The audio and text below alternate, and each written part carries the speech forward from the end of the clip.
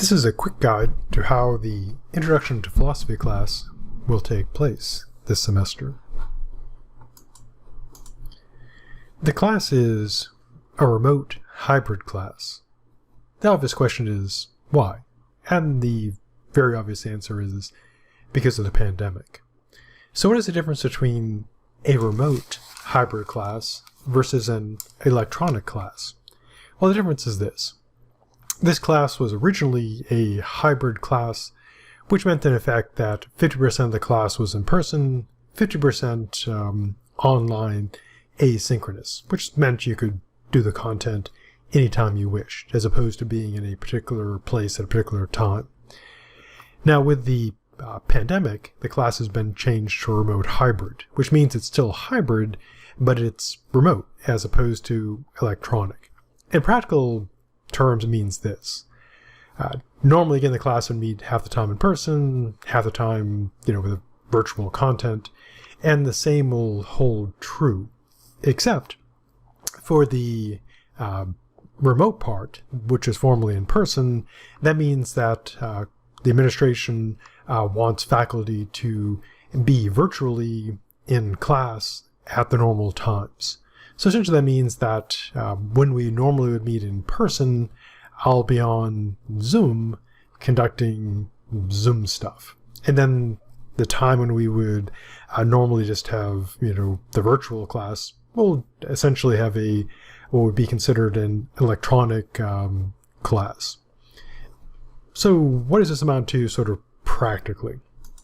Well, in terms of class content, here's how it would work. The content for the class will be provided through the usual stuff. There's the readings for the course, which in this case is a free PDF made up of work that is either public domain, because the authors are like super dead, and hence they're public domain, or ones that I have the copyright to. In effect, it means that instead of paying 100 or 200 or 300 for a textbook, you get a free PDF of actual real philosophy. There's also the notes, which are a trimmed down version of the readings, and also there's a YouTube video or videos for all the course content laid out class by class in the Canvas. And so all the content for the class is provided in that way. There's a complete readings, complete notes, and a complete set, the entire course recorded as YouTube videos. So what about the actual class meetings? How do those work? What goes on then, etc.?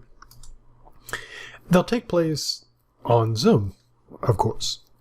Because of what the administration has told the faculty to do, it will occur 5:35 to 8:05 p.m. every other Wednesday. So we'll meet virtually this Wednesday, and then the next Wednesday would be the normal virtual class, and then so on. And I'll post regular announcements about this. So what will be the content of the Zoom class? Well, it'll be primarily questions and discussion as needed. They won't be the lectures, though. Why? Why not lectures? Well, laying aside, the kind of obvious problems with just sitting there lecturing at people through Zoom, there are the following practical issues. One is connection issues, ISP failures. I have Comcast, and that fails occasionally. Occasionally, someone runs over the cable with a lawnmower, or something else goes wrong. Your ISP probably fails occasionally, too. You might also have a challenge getting reliable connections, and so having to ensure that, each of these Wednesdays you have about 3 hours of reliable connection could be problematic. Now, being able to, say, get connections long enough to do tests and quizzes and look at videos, much easier, because if something goes, wrong, the ISP is down, you can just say, oh well, I'll try again later. But if it's a, class at a particular time, there wouldn't be like, I can just do this later. Also, of course, as a matter of technology.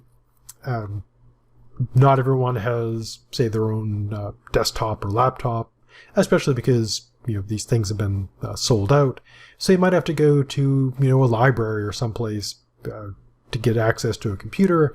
may not always be, reliable, etc. And so this way, you'd be able to go and get things, done when you have access to a computer. And Zoom, in an interesting coincidence, Zoom failed today. It was not working. YouTube generally doesn't fail, so pretty reliable. Now, Canvas can, of course, fail, but that, again, is sort of like, well, Canvas is down now. As long as it's back up, within a few hours, that's fine. And, of course, there's all the aspects of life. There are power failures. This is, after all, Florida, hurricanes, etc. So trying to reliably conduct a Zoom class, for hours on, every other week can be challenging. And so because of that, I will be there because administration is requiring me to be there, but I won't use that to provide the lectures for the reasons just given. So what about attendance? What does that mean in a remote hybrid class? Well, mainly it means this: completing the coursework, as opposed to showing up for every Zoom event. So for the first attendance, normally the first class thing, attendance will involve completing the syllabus quiz. So what I'll do is I'll go and check the syllabus quiz every day and, updating the attendance until everyone's taken it. And then, I'll stop checking because that will be the first attendance. And first attendance, of course, is important for financial aid, holds, etc. So be sure to complete that syllabus quiz, which is about the syllabus, as soon as possible.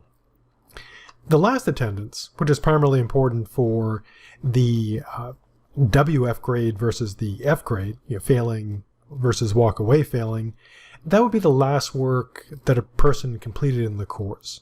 And this is really only a concern if someone has, a grade that is failing, and it's important to differentiate between the F, which is person is attended after the specified date and they're failing, and a WF, which is they failed but did not attend after that date. And what I'll do is when it comes time to put in the, F or WF, I'll look at Canvas and check through, all through the work and see which was the last one completed. And that would count as last attendance.